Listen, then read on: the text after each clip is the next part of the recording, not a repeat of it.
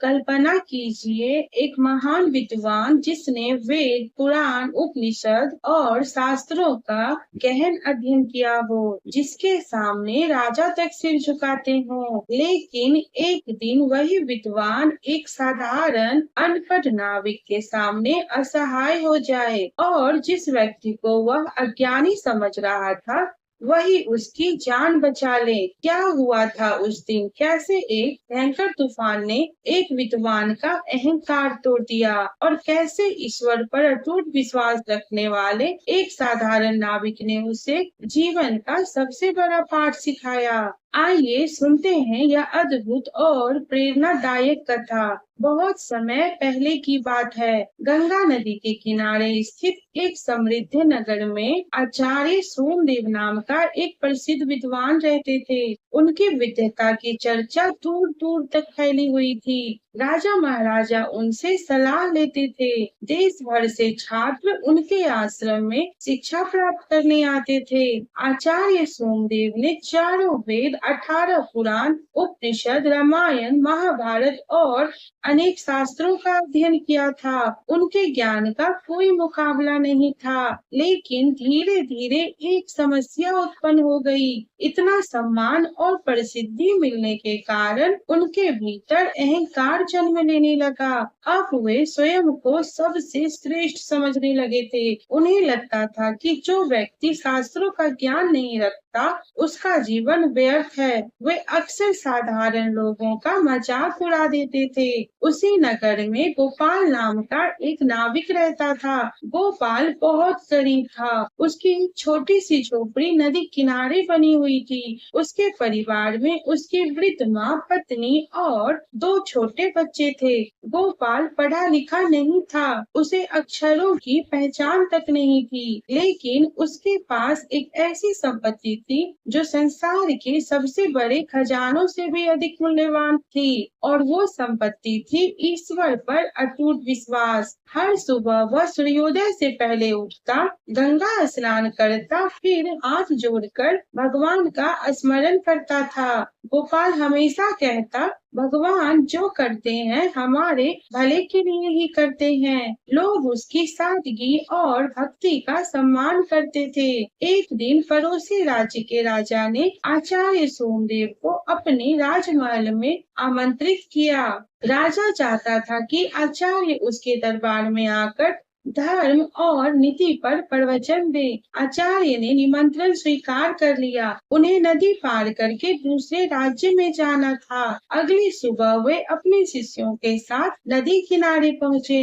नदी शांत थी। सुबह की ठंडी हवा चल रही थी। सूर्य की किरणें जल पर सुनहरी चमक बिखेर रही थीं। किनारे पर कई नावें खड़ी थी। आचार्य की दृष्टि गोपाल की नाव पर पड़ी। वे उसी नाव में बैठ गए। कुछ अन्य यात्री भी नाव में सवार हो गए। नाव धीरे धीरे नदी के बीच की ओर बढ़ने लगी। कुछ देर तक सब शांत रहा। फिर आचार्य की दृष्टि गोपाल पर गई। आचार्य ने पूछा, तुम्हारा नाम क्या है? गोपाल, महाराज क्या करते हो? यही नाव चलाता हूँ। क्या पढ़े लिखे हो? गोपाल मुस्कुराया और बोला, नहीं महाराज, मैं अनपढ़ हूँ। आचार्य को आश्चर्य हुआ। उन्होंने पूछा, क्या तुमने कभी वेद पढ़े हैं? गोपाल बोला, नहीं महाराज। आचार्य हंस पड़े और बोले, अरे तुम्हारा 1/4 जीवन तो व्यर्थ चला गया। नाव में बैठे लोग एक दूसरे का चेहरा देखने लगे, लेकिन गोपाल शांत रहा। कुछ समय बाद आचार्य ने फिर पूछा, क्या तुमने रामायण पढ़ी है? गोपाल बोला, नहीं महाराज। तो तुम्हारा आधा जीवन व्यर्थ हो गया। कुछ देर बाद आचार्य ने तीसरा प्रश्न किया, महाभारत का ज्ञान है? गोपाल बोला, नहीं महाराज। तो तुम्हारा 3/4 जीवन व्यर्थ हो गया। यात्री यह सब सुन रहे थे। उन्हें गोपाल के लिए बुरा लग रहा था, लेकिन गोपाल के चेहरे पर कोई नाराजगी नहीं थी। वह केवल मुस्कुराकर भगवान का नाम ले रहा था। नाव अब नदी के बीचों बीच पहुंच चुकी थी। अचानक मौसम बदलने लगा। सूरज बादलों के पीछे छिप गया। ठंडी हवाएं हवाएं तेज हो गईं, आकाश में काले बादल घिर आए, दूर कहीं बिजली चमकी। गोपाल ने आकाश की ओर देखा, उसके चेहरे पर चिंता दिखाई दी। उसे लगा कि बड़ा तूफान आने वाला है। उसने यात्रियों से कहा,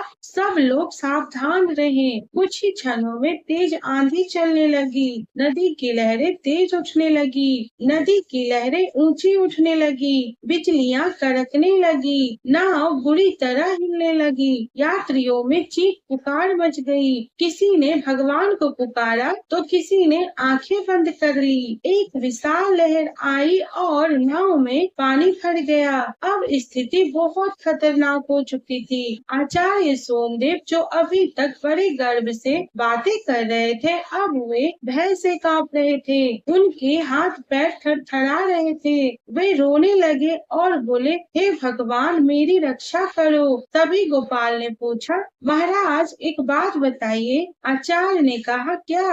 गोपाल ने पूछा, क्या आपको तैरना आता है? आचार्य का चेहरा पीला पड़ गया। उन्होंने कहा, नहीं, मुझे तैरना नहीं आता।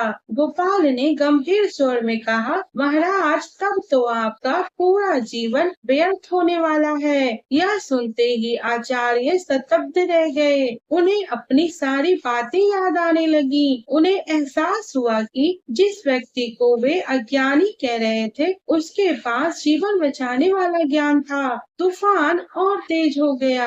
नाव अब डूबने लगी थी। गोपाल ने दोनों हाथ जोड़कर प्रार्थना की, हे प्रभु, हमें शक्ति दीजिए। फिर उसने यात्रियों को हिम्मत दी और कहा, डरिए मत, भगवान पर भरोसा रखिए। कुछ ही क्षणों में नाव पलट गई। सभी लोग पानी में गिर पड़े। चारों ओर अंधेरा, तेज बारिश और ऊंची लहरें थी। गोपाल ने साहस नहीं छोड़ा।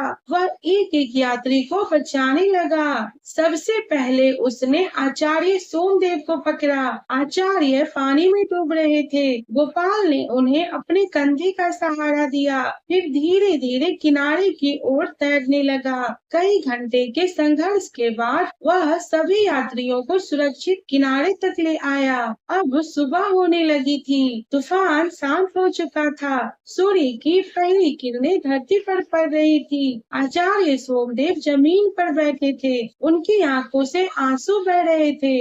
वे उठे और गोपाल के चरणों में झुक गए। आचार्य ने कहा, भाई, आज तुमने मेरी जान बचाई है। मैंने अपने ज्ञान के अहंकार में तुम्हारा अपमान किया, लेकिन आज समझ गया हूँ कि केवल पुस्तकें पढ़ लेना ही सच्चा ज्ञान नहीं है। जीवन का ज्ञान अनुभव, विनम्रता और ईश्वर पर विश्वास से मिलता है। गोपाल मुस्कुराकर बोला, महाराज, मैं तो केवल भगवान का सेवक हूँ। यदि मेरी कोई अच्छाई है तो वह भी भगवान की कृपा है। उस दिन के बाद आचार्य सोमदेव पूरी तरह बदल गए। उन्होंने अपने जीवन से अहंकार का त्याग कर दिया।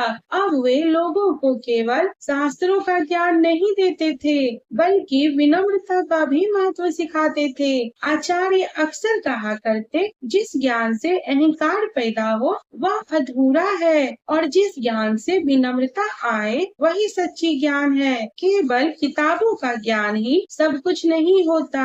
व्यवहारिक ज्ञान और अनुभव भी जीवन में बहुत आवश्यक है। अहंकार मनुष्य का सबसे बड़ा शत्रु है। सच्ची महानता विनम्रता में होती है। ईश्वर पर अटूट विश्वास कठिन से कठिन परिस्थिति में भी रास्ता दिखाता है। नदी का वह तूफान तो कुछ ही घंटों में शांत हो गया, लेकिन उसने एक विद्वान के भीतर चल रहे अहंकार के तूफान को हमेशा के लिए समाप्त कर दिया। उस दिन एक अनपढ़ नाविक ने पूरे संसार को यह सिखा दिया कि ज्ञान का मूल्य तभी है जब उसके साथ विनम्रता और विश्वास भी हो। दोस्तों, अगर आपको विद्वान और नाविक की यह प्रेरणादायक कहानी पसंद आई हो तो वीडियो को लाइक करें, अपने मित्रों और परिवारों के साथ शेयर करें, ताकि यह सुंदर शिक्षा सभी तक पहुंच सके। और ऐसे ही प्रेरणादायक, नैतिक और भक्ति से भरपूर कहानियाँ सुनने के लिए हमारे चैनल वाईटी की दुनिया को सब्सक्राइब करना बिल्कुल ना भूलें। जय श्री राम, जय माँ गंगा, जय माँ सरस्वती। धन्यवाद।